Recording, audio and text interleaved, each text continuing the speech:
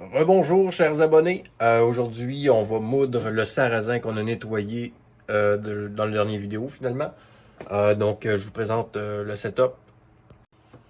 On a ici dans la chaudière le sarrasin qui a été nettoyé avec une passoire. Vous allez comprendre pourquoi tantôt. Des bols.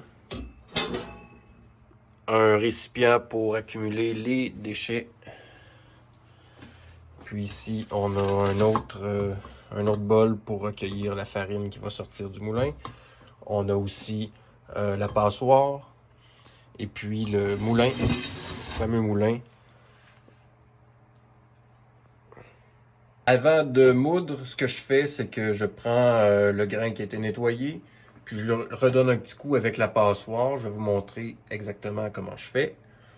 Et puis ça va permettre de, de classer une dernière fois, classer en tout cas, trier une dernière fois le grain pour être certain qu'il n'y ait pas trop de contaminants là, qui rentreraient dedans, parce que le nettoyage est bien fait, mais malgré tout, il reste quand même, dans mon cas ici, il y a des petits morceaux de fleurs de verge d'or.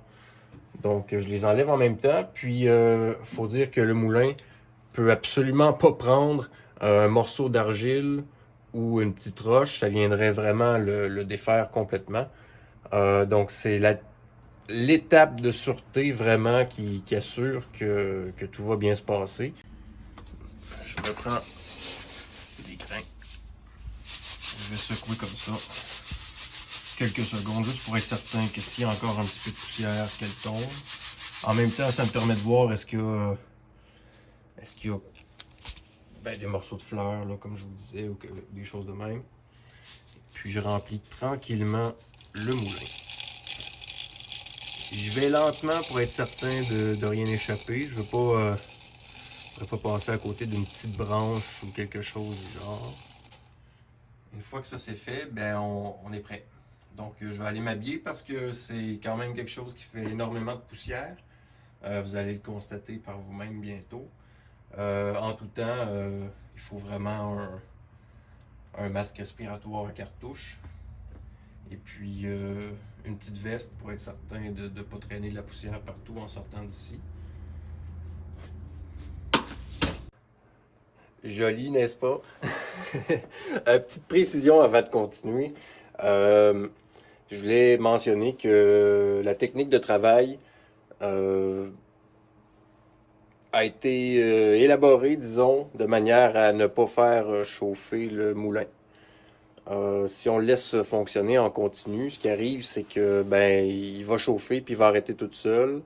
Malgré que ce soit un moulin de grande qualité avec un moteur qui est fait pour tourner longtemps. L'an dernier, j'ai expérimenté ça. Finalement, j'ai dû laisser reposer le moulin pendant de longues heures. Donc, c'est pour ça que la technique de travail, il n'y a rien de continu. On le démarre, on l'arrête, on fait d'autres choses. Puis, c'est ce qui fait en sorte que finalement, ça ne surchauffera pas. Sans plus tarder, allons-y. Puis de toute manière, si comme moi, vous portez des lunettes, après 1 heure, vous allez être obligé d'arrêter. Parce que vous verrez plus rien. C'est parti.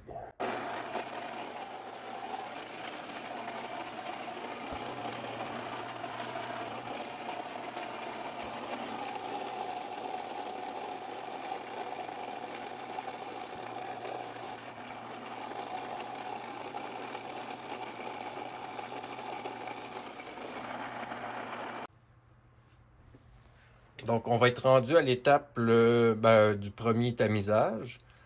Ça se fait plutôt rapidement. C'est pas ça qui prend du temps.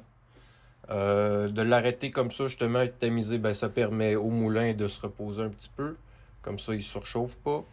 Et puis, on redémarre ensuite. Comme vous avez peut-être remarqué là, précédemment, euh, je- pendant que c'est en train de moudre, je prépare le prochain grain qui va être mis dans le moulin. Je le brasse, puis j'enlève les débris qui pourraient rester.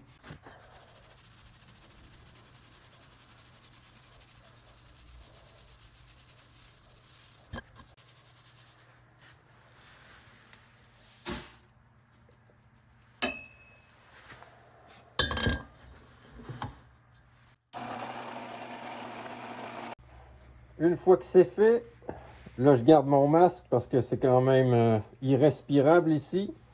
Ben, on va simplement tamiser à nouveau parce que vous voyez, il y a encore beaucoup de résidus et on veut en enlever le plus possible. Donc ce qu'on va faire, c'est qu'on on va tamiser à plusieurs reprises.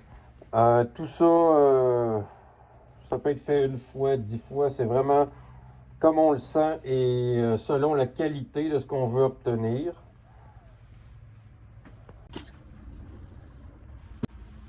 Moi, je le fais au moins 5 fois. C'est pas une étape qui est très longue, donc autant le faire autant qu'on peut. Il faut s'attendre à avoir de la perte, évidemment, en poids. Mais c'est pas grave, on veut un produit de qualité. Puis je vais pas tamiser jusqu'à passer tout ce qu'il y a de blanc, là. Il y a des morceaux grossiers. On les prend, on jette ça. On change de bol. Et on recommence. Le tamisage est maintenant terminé. Et puis, on a une belle farine, belle qualité, tout à fait acceptable pour un produit hautement paysan. Le tamisage, ben, il permet de justement atteindre ce niveau-là de qualité. Il va tout le temps rester là, des petits grains pareils. C'est pas dramatique, c'est tout à fait consommable. Et puis, ben, le fait de tamiser à de nombreuses reprises aussi va permettre à la farine de se refroidir. Et puis, une fois que c'est fait, ben, elle est prête à être emballée. J'ai préparé le setup pour l'emballage. Et puis, nous, on fait des sacs de 455 grammes qui représentent à peu près une livre.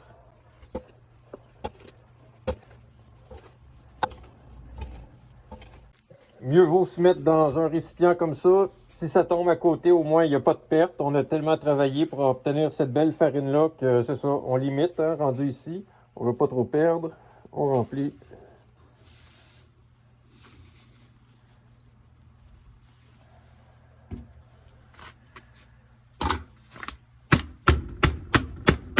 On compacte un petit peu et on va refermer en enlevant le plus d'air possible. Donc c'est là-dessus que ça se termine. On a un beau sac, il va manquer à le sceller. Et puis le tour est joué. On a une livre de farine ici. Détail important, disons que si vous faites 100 kg de grains, vous allez terminer avec 60 kg de farine.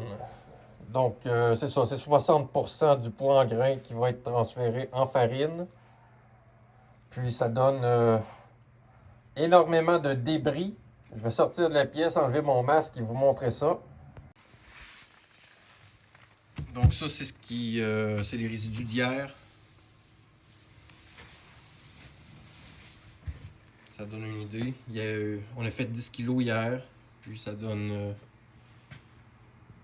en débris presque le même volume que ce qui a été que le grain avant d'être moulu finalement.